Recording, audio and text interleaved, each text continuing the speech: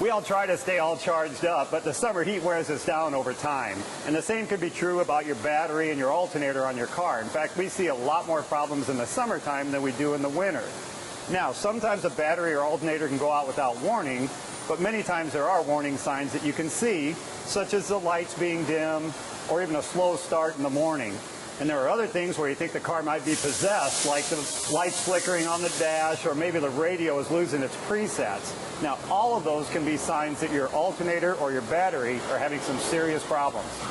It takes some diagnostic time and equipment to get the battery and alternator checked out, but it's the best way to find out where the problem is.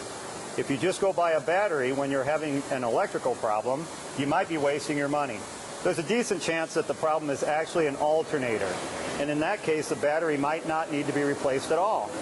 Get the whole system checked out before you start replacing parts. If it turns out you do need a battery, many times it's a do-it-yourself type of project. But if you've got battery cables that are really corroded, or the battery itself is leaking battery acid, it's probably best to leave that to a mechanic because of safety concerns. Here are some steps to help you replace your own battery. If possible, have a different power source for the car while you replace the battery. If you don't maintain voltage in the electrical system, you might run into some memory issues with your radio and other systems on your car when you get the new battery hooked up. Remove the negative cable on the battery and place it out of the way. Then remove the positive cable as well. At this point, you can remove the battery hold down. Once it's removed, pull the battery straight up and out of the car. If the old battery has insulation on it, remember to reinstall that on the new battery before you put it in the car. Simply reverse this process to install your new battery.